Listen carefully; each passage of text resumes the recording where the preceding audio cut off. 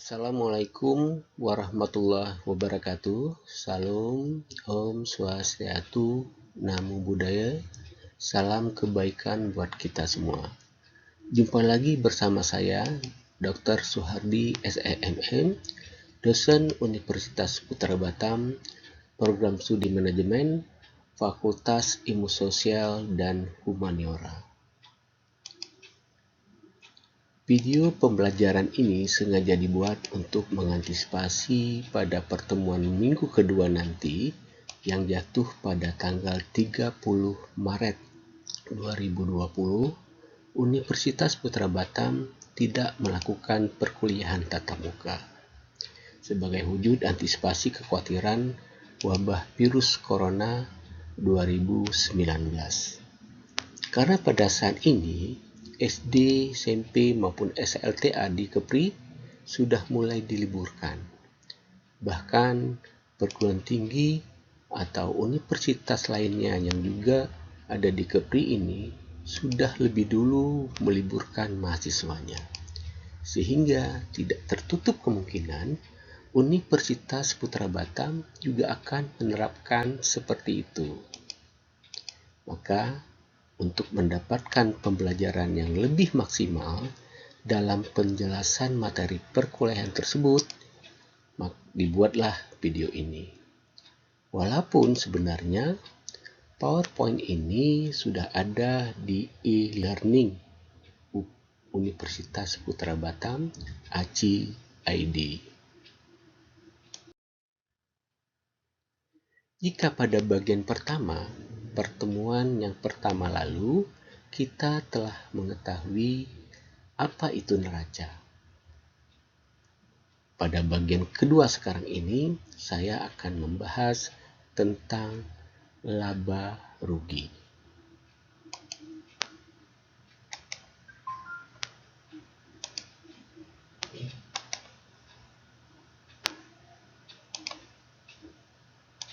Antara neraca dengan laporan laba rugi.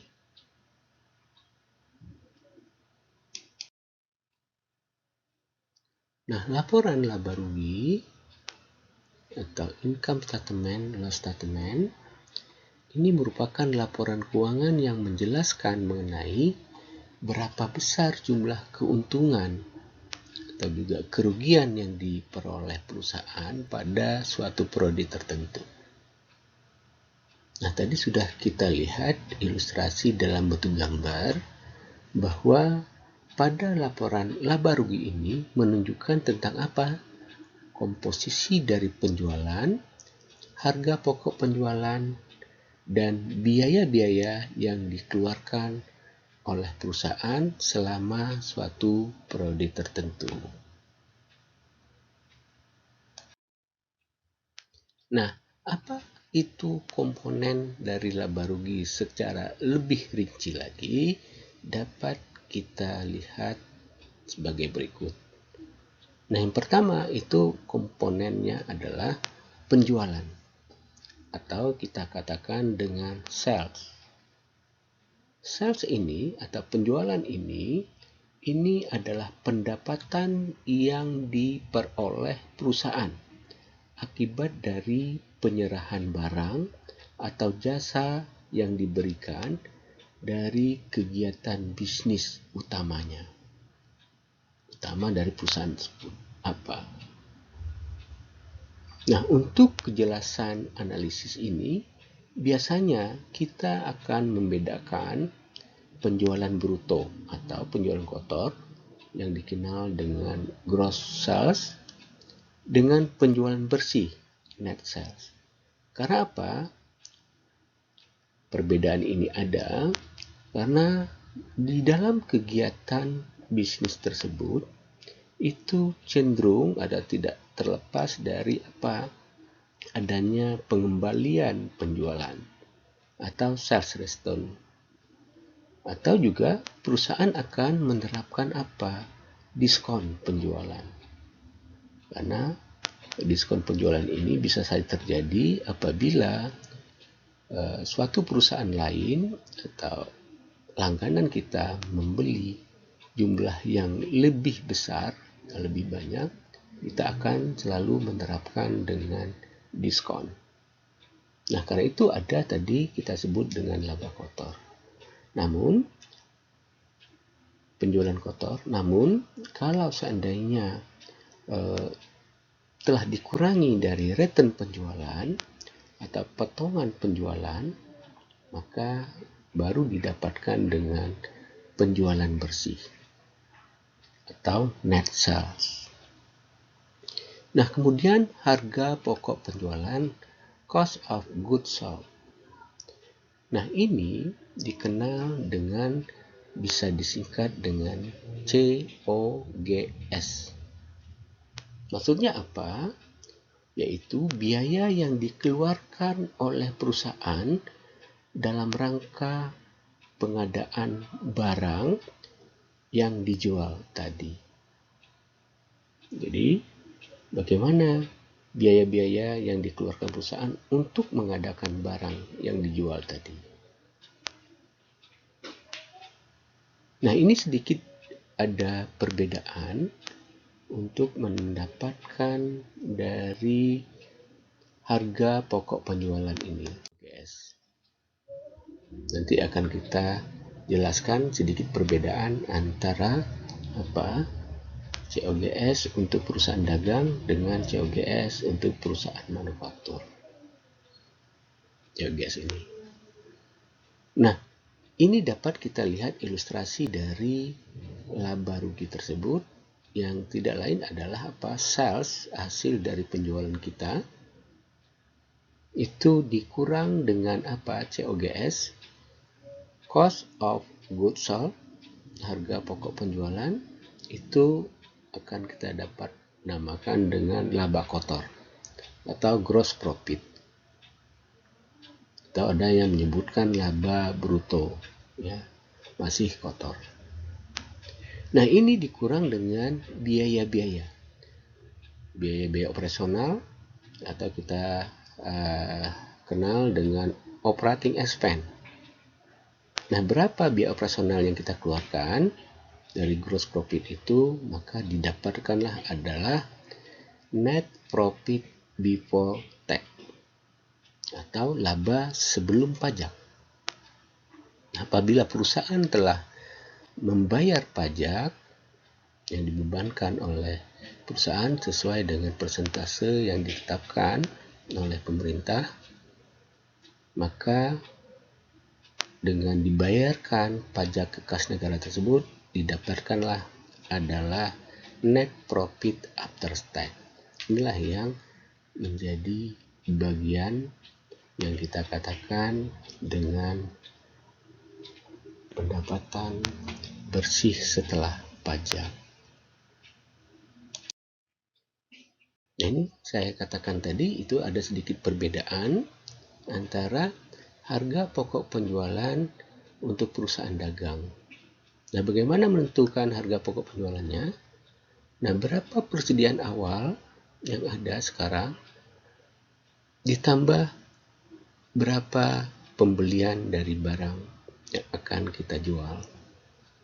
Maka persediaan awal ditambah pembelian barang yang akan kita jual itu adalah barang yang tersedia untuk dijual.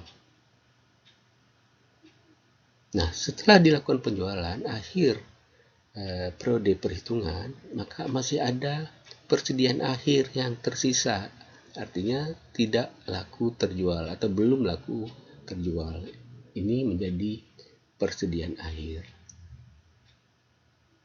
Pengurangan dari barang yang tersedia dijual tadi dengan persediaan akhir barang kita yang ada sekarang, itulah yang hasilnya kita namakan dengan harga pokok penjualan.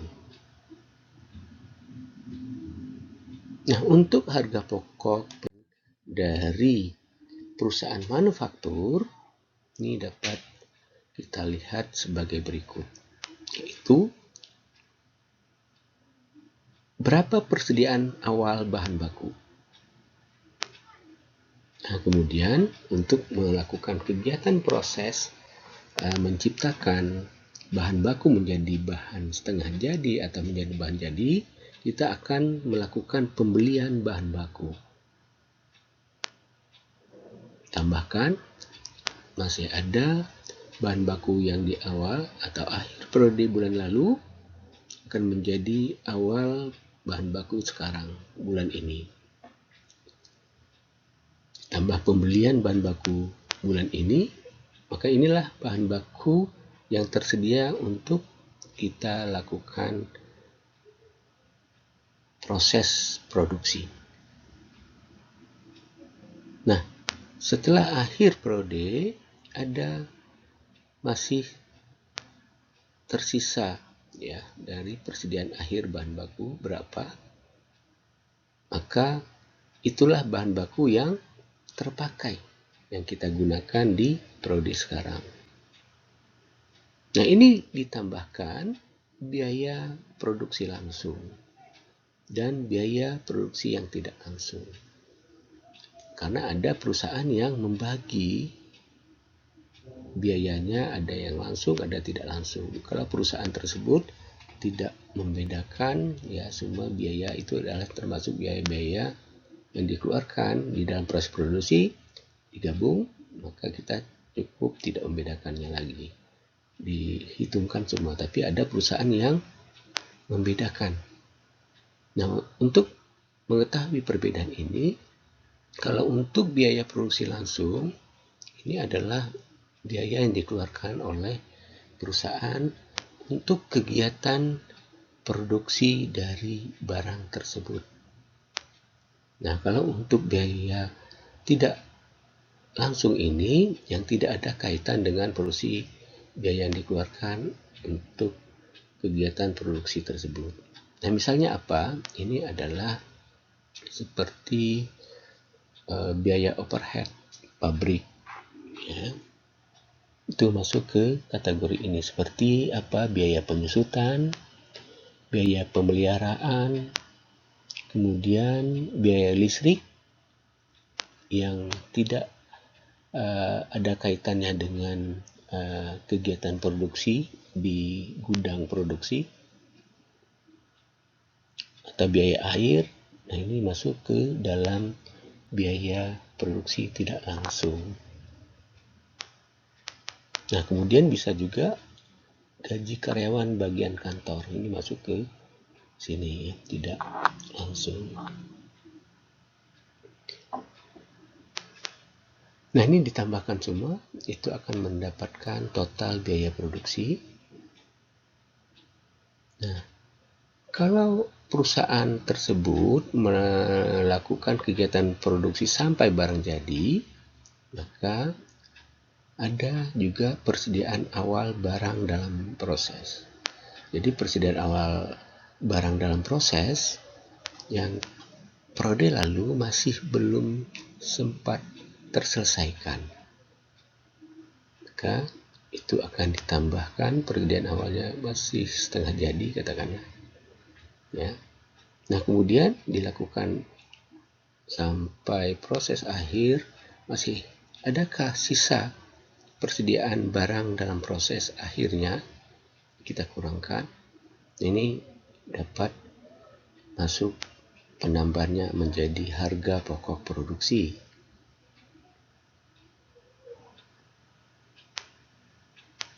Nah, kalau ada persediaan awal barang jadi yang periode lalu belum sempat terjual atau masih di gudang, maka ini akan menjadi tambahannya.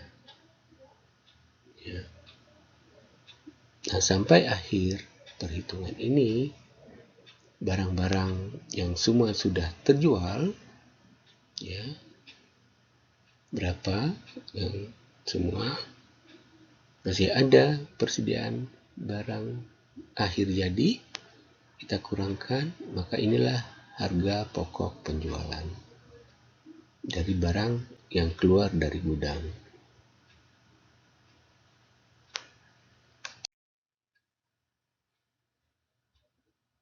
Nah, sudah kita bahas apa itu penjualan, dan sudah kita bahas juga harga pokok penjualan. Berikutnya adalah laba kotor. atau kita kenal dengan laba bruto atau gross profit. Nah, ini adalah merupakan selisih antara penjualan bersih net sale tadi dengan harga pokok penjualan. Itu kita namakan dengan laba kotor. Dan masih harus ada pengurangan lagi, yaitu biaya operasional. Itu adalah apa? Biaya-biaya yang tidak ada hubungan langsung dengan produk perusahaan, tetapi berkaitan dengan aktivitas operasional. Nah, seperti apa? Ini ada biaya administrasi dan umum, atau dikenal dengan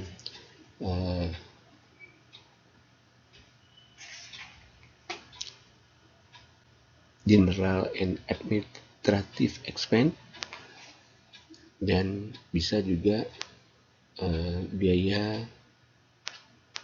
penjualan, itu biaya yang dikeluarkan sehubungan dengan aktivitas penjualan.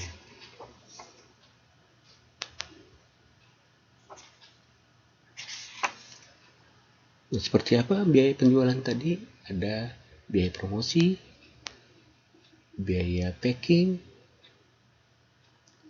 atau gaji salesman, dan lain-lain. Itu adalah biaya penjualan atau selling expense. Kalau biaya administrasi dan umum tadi, itu adalah biaya-biaya yang dikeluarkan tidak ada hubungannya dengan penjualan. Seperti apa? Gaji staf administrasi, biaya persediaan alat-alat tulis kantor, termasuk biaya penyusutan gedung kantor, dan lain-lain. Nah, kemudian apa? Laba usaha, operating profit.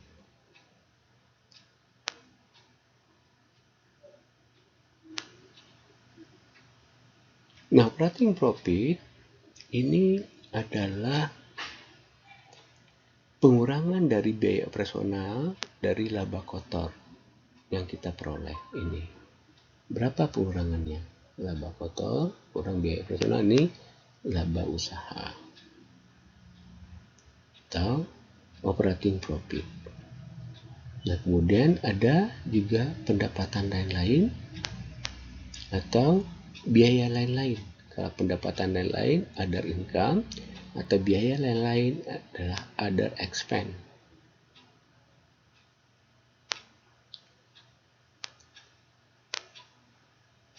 Nah, bila perusahaan memperoleh pendapatan tetapi tidak ada kegiatan yang normalnya, nah pendapatan ini dicatat sebagai pendapatan lain-lain. Nah, seperti contoh adalah penjualan aktiva perusahaan. Nah, kemudian pendapatan bunga dan lain-lain, itu termasuk adalah pendapatan lain-lain. Nah, kalau untuk seperti apa biaya yang di luar kegiatan operasional perusahaan, itu biaya lain-lain, kita masukkan ke sini, ya, biaya lain-lain yang dikeluarkan untuk menambah dari komponen beban perusahaan. Bisa saja di luar yang belum sempat kita lakukan pengeluarannya.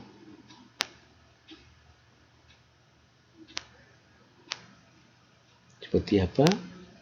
Biaya bunga bank, ya, itu masuk juga menjadi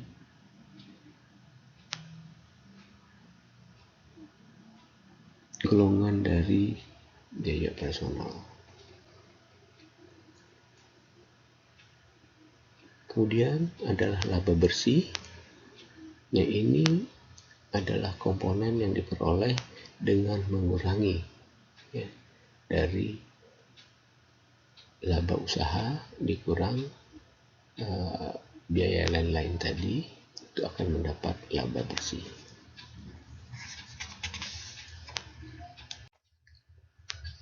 Ini contoh kalau kita buat dari laporan laba rugi tadi, itu adalah laba kotor dikurang pengembalian penjualan kalau ada, diskon penjualan kalau ada, berapa pengembalian penjualan atau retur penjualan dikurang dengan ditambah dengan pemotongan penjualan yang kita kurangkan dari penjualan kotor tadi, itu akan mendapatkan penjualan bersih.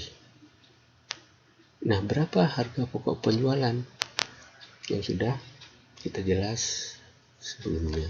Untuk memperoleh dari barang yang kita jual ini atau kita produksi ini, berapa harga pokok penjualannya, itu karena kurang, ini akan mendapatkan laba kotor, kemudian dikurang dengan biaya operasional, maka dapatlah laba operasional. Kalau ada pendapatan lain, jika kita tambahkan pendapatan lain di sini, akan dapat laba bersih sebelum pajak.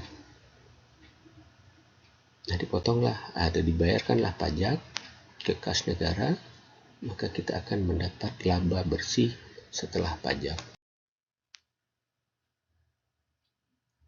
Dalam bentuk angka, bisa juga kita lihat laporan laba rugi dari perusahaan sampel SHR di tahun 2019-2020, berapa penjualannya, harga pokoknya berapa, laba kotor, ada biaya operasional, biaya gaji, biaya bunga, biaya asuransi, ditambah semua, didapatkanlah laba sebelum pajak, dikurangkan dari laba kotor, dikurang biaya-biaya laba sebelum pajak, dibayar pajak, maka dapat laba bersih. Ini contoh lain juga, sama, penjualan, harga pokok penjualan, laba kotor, berapa biaya kegiatan operasional perusahaan, biaya penjualan, biaya administrasi umum, pembayaran leasing, kemudian penyusutan, ditambah semua adalah total dari biaya operasional, kemudian dikurangkan, akan mendapat laba sebelum pajak. EBIT, yakni before interest and tax, sebelum bunga dan pajak. Kalau ada penambahan biaya bunga yang harus kita keluarkan, yang kita katakan tadi adalah sebagai biaya lain-lain, maka didapatlah laba sebelum pajak, earning before tax. Nah, kemudian kita kalikan, kalau seandainya pajaknya 40%, kita kalikan dari 40.000 ini, bayar pajak ke kas negara, maka didapatkanlah laba setelah pajak, earning after tax. Nah, terhadap dari laporan keuangan, baik neraca maupun laporan laba rugi yang sudah kita jelaskan ini, laporan keuangan tersebut memiliki keterbatasan. Dengan kata lain, ada kelemahan dari suatu laporan keuangan itu. Nah, apa itu kelemahannya? Nah, yang pertama, bahwa laporan keuangan itu bersifat historis. Nah, ini maksudnya adalah bahwa laporan tentang hasil yang dicapai perusahaan itu terjadinya di masa lalu atau bersifat historis. Ia tidak menceritakan apapun tentang masa yang akan datang. Nah, sementara itu, dalam memberi pinjaman, seseorang, katakanlah bagian kredit, ini berhubungan dengan masa yang akan datang. Yaitu apa? Kemampuan perusahaan untuk apa? Membayar cicilan kreditnya, misal begitu. Oleh karena itu, laporan keuangan ini tidak dapat dianggap sebagai satu-satunya sumber informasi dalam mengambil suatu keputusan. Nah, kemudian kelemahan lain atau yang menjadi keterbatasan dari laporan keuangan itu adalah subjektivitas. Maksudnya adalah yang menyusun laporan keuangan ini adalah orang atau manusia yang dalam bekerjanya tidak terlepas dari apa? Subjektivitas. Walaupun telah ada ketentuan-ketentuan umum yang mengatur dan harus diikuti, kita tidak dapat mengharapkan adanya objektivitas yang sempurna. Ini akan menjadi kelemahannya juga. Nah, lalu apa? Laporan bersifat material. Maksudnya adalah akuntansi hanya melaporkan informasi yang bersifat material saja dan memiliki akibat yang jelas. Misalnya, telah terjadi penjualan, adanya piutang, dan lain-lain. Tidak biasanya seluruh fakta yang terjadi itu dicatat pada akuntansi, yang biasa kita sebut dengan istilah off balance sheet figure. Nah, seperti apa pemberian jaminan oleh perusahaan kepada pihak lain dan lain-lain.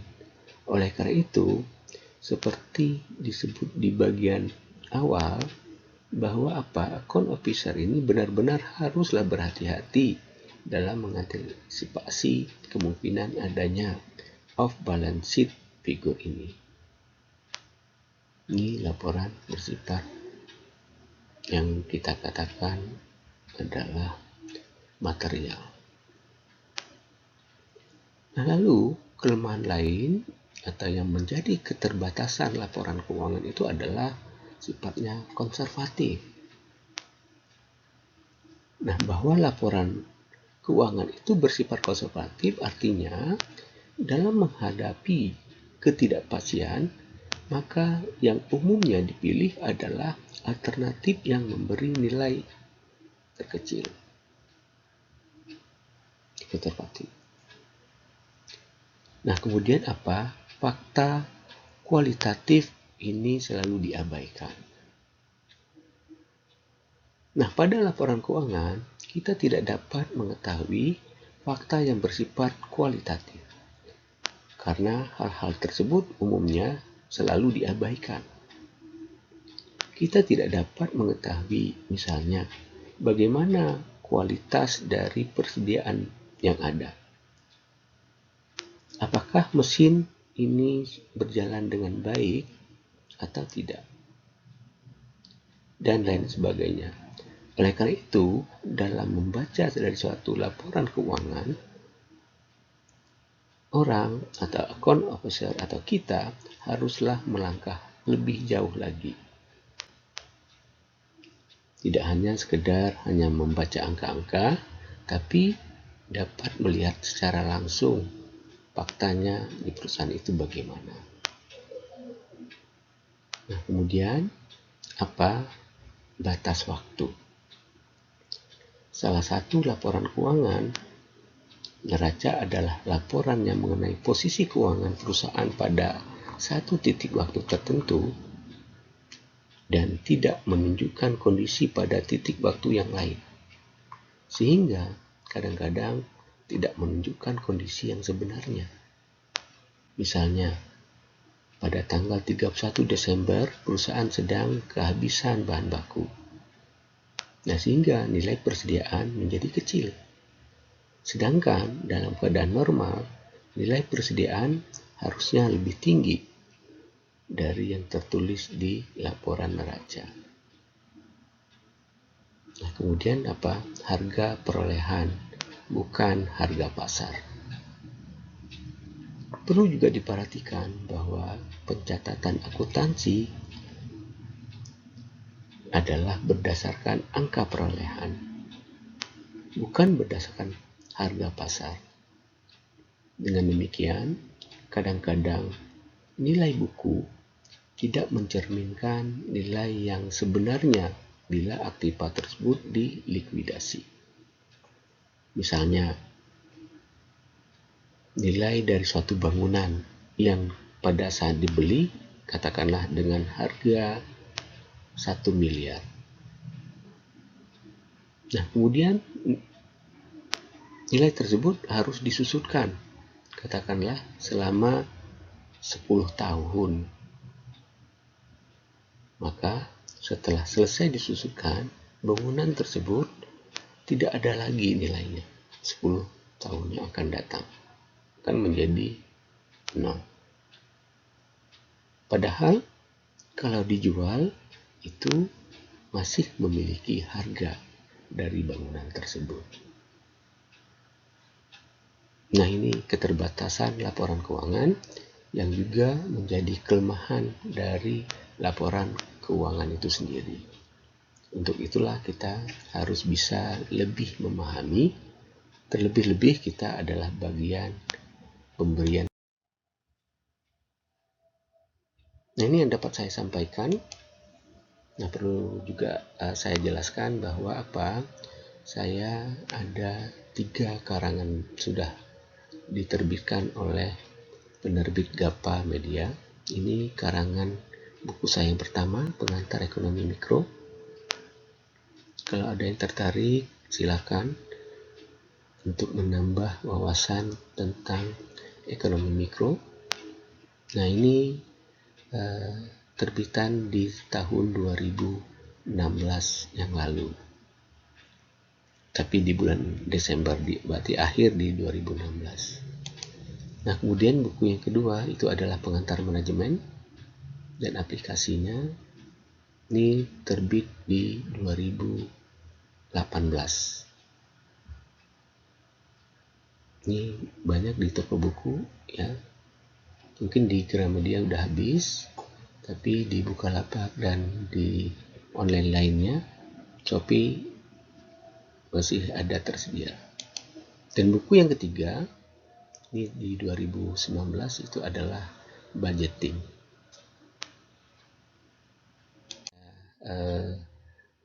Jelaskan atau sampaikan mengenai topik pembelajaran yang kedua. Terima kasih atas perhatiannya. Wabillahi taufiq wa hidayah. Wassalamualaikum warahmatullahi wabarakatuh.